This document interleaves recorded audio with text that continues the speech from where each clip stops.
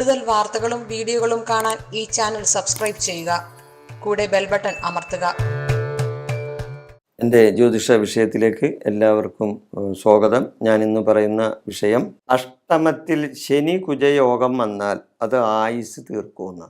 അതായത് ജാതകത്തിലായാലും ഗോചരവശാലായാലും, ഈ ഗോചരവശാൽ എന്ന് പറഞ്ഞ് മനസ്സിലായ ഗ്രഹങ്ങളിങ്ങനെ ചുറ്റി സഞ്ചരിച്ചു കൊണ്ടിരിക്കണല്ലേ, അതുകൊണ്ടാണ് ഗോചരം എന്ന് പറയുന്നത്. മറ്റേ ജാതകത്തിൽ എന്ന് പറഞ്ഞാൽ നമ്മൾ ജനിക്കുമ്പോൾ ഉള്ള തലക്കുറി, അതാണ് ജാതകം. അപ്പോൾ അതിലായാലും പിന്നെ ഗോചരവശാലായാലും, അതായത് നക്ഷത്രവശാൽ ആയാലും, അഷ്ടമത്തിൽ ശനി കുജയോഗം വന്നാൽ, അതായത് ശനി കുജ യോഗം, അഗ്നിമാരുതയോഗം, എന്താണ് അഗ്നിമാരുതയോഗം വന്നാൽ അത് ആയുസ്സിന് ദോഷമാണ്. ശനി ആയുസിൻ്റെ കാരകനാണല്ലോ, ഇല്ലേ? ശനി ആയുസിൻ്റെ കാരകനാണ്. അപ്പോൾ ചൊവ്വയാണെങ്കിൽ അതും പാപഗ്രഹം തന്നെ. ചൊവ്വ ദോഷം ചെയ്യും. അപ്പോൾ ഒന്നും കൂടി അത് ശക്തിയാകുകയല്ലേ ഉള്ളൂ. അപ്പോൾ ആയുസിന് ദോഷമായിട്ടാണ് വരുന്നത്. അത് അങ്ങനെയുള്ളവർ ഒന്ന് ശ്രദ്ധിക്കണം. കാരണം ജാതകത്തിലാണ്. അതിനാണ് നമ്മൾ ജാതകം ഒന്ന് പലക്ക് പരിശോധിക്കണമെന്ന് പറയുന്നത്. അല്ലെങ്കിൽ ഇടയ്ക്കൊന്ന് ജ്യോത്സ്യൻ്റെ അടുത്തൊക്കെ ചെന്ന് ഒരു പ്രശ്നമൊക്കെ വെച്ച് നോക്കണം. ഗോചരവശാൽ എനിക്ക് ഇങ്ങനെ ഒരു അവസരം വരുന്നുണ്ടോ എന്നറിയണം.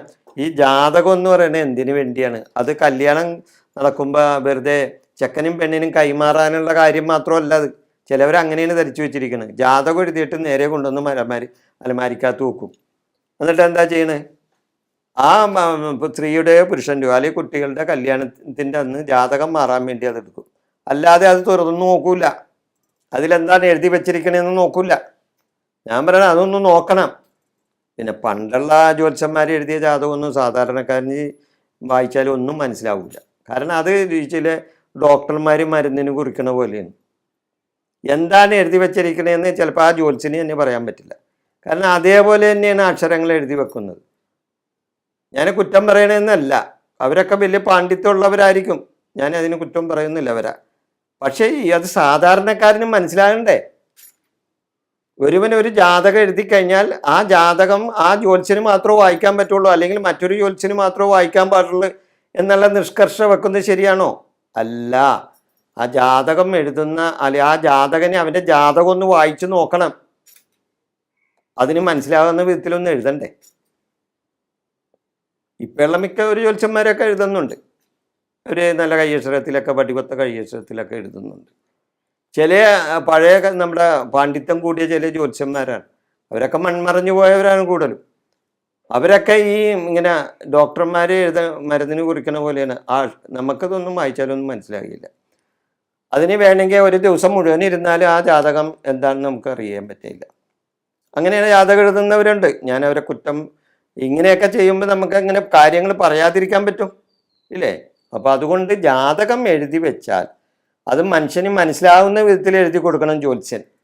ആ കുടുംബത്തിലെ ആക്കെങ്കിലോ അല്ലെങ്കിൽ വേറെ ആക്കെങ്കിലോ ആ ജാതകം ഒന്ന് വായിച്ചാൽ എന്തെങ്കിലും ഒന്ന് മനസ്സിലാകണം.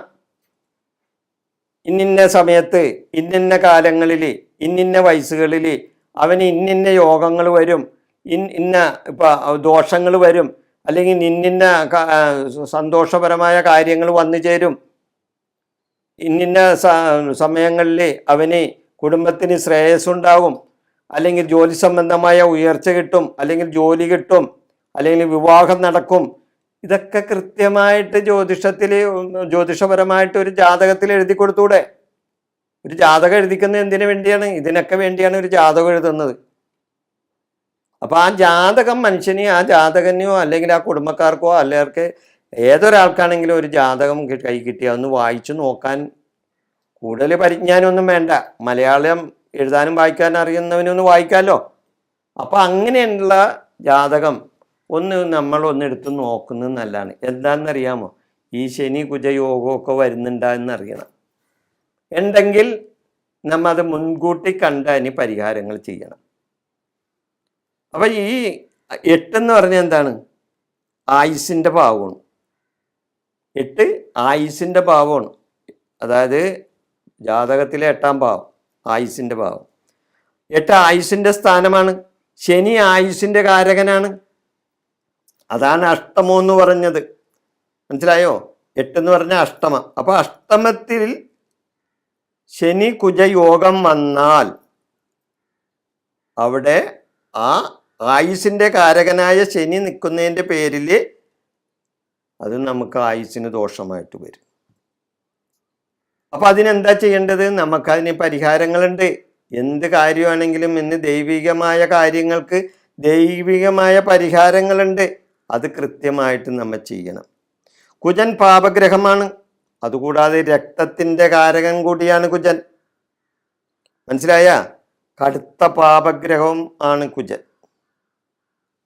ഇവർ രണ്ടുപേരും ആയുസിന്റെ സ്ഥാനത്ത് സംഗമിച്ചാൽ എന്ത് ചെയ്യും? അതാണ്. അതായത് രക്തത്തിൻ്റെ കാരകനായ ചൊവ്വയും ആയുസിന്റെ കാരകനായ ശനിയും ആയുസിന്റെ ഭാവമായ 8-ാം ഭാവത്തിൽ സംഗമിച്ചാൽ തീർച്ചയായിട്ടും അവിടെ ആ ജാതകന്റെ ആയുസ്സിന് ദോഷമാണ് പറയുന്നത്. എന്നാൽ ഇവർക്ക് ശുഭദൃഷ്ടി യോഗമുണ്ടായാൽ, അതായത് ശുഭദൃഷ്ടി ഉണ്ടായാൽ, ഈ അഷ്ടമത്തിലേക്ക് വേറെ മറ്റേ ശുഭഗ്രഹങ്ങളുടെ ദൃഷ്ടി ഉണ്ടായാൽ തീർച്ചയായിട്ടും ആ ദോഷം അകന്നു പോകും. അപ്പൊ അതുണ്ടായില്ലെന്ന് അറിയണം. ശുഭഗ്രഹ ദൃഷ്ടി ഇല്ലാത്തവൻ ആയുർദോഷ പരിഹാരം നടത്തിയാൽ നല്ലതാണ്. അപ്പോൾ മൃത്യുദോഷത്തിൽ നിന്നും അവന് രക്ഷ നേടാൻ സാധിക്കും. ഇങ്ങനെ വന്നാൽ ആയുർദായകനായ ശിവനെ പ്രീതിപ്പെടുത്തണം. അപ്പൊ അതിനെന്താ ചെയ്യേണ്ടത്? ആയുർദായകനായ ശിവനെ പ്രീതിപ്പെടുത്തണം. മൃത്യുഞ്ജയ ഹോമം നടത്താം. ആ ജാതകന് മൃത്യുഞ്ജയ ഹോമം നടത്താം. ശിവന് ധാരയും പിൻവിളക്കും നടത്താം. ഗ്രഹദോഷ ശാന്തിക്കായി നവഗ്രഹ പൂജ നടത്താം. ഗ്രഹദോഷ ശാന്തിക്കായിട്ട് നവഗ്രഹ പൂജ നടത്താം. ഞായറാഴ്ച തോറും ശിവക്ഷേത്ര ദർശനം നടത്തി പ്രാർത്ഥിക്കുക. ഇതൊക്കെ അതിന് പരിഹാരമാണ്. മനസ്സിലായ? ആയുസിലെ അഷ്ടമത്തിലെ, അതായത് 8-ാം ഭാവത്തിലെ ശനി കുജ യോഗം വന്നാൽ, അത് ശനി ചൊവ്വ യോഗം വന്നാൽ നിങ്ങൾക്ക് ഇന്ന പരിഹാരങ്ങളിലൂടെ നിങ്ങളുടെ ആയുസിൻ്റെ ദോഷപരമായ കാര്യങ്ങളിൽ നിന്ന് നിങ്ങൾക്ക് മുക്തി നേടാൻ സാധിക്കും. ഈ വിഷയം ഞാൻ ഇവിടെ അവസാനിപ്പിക്കുന്നു. നിങ്ങൾക്ക് നന്ദി, നമസ്കാരം.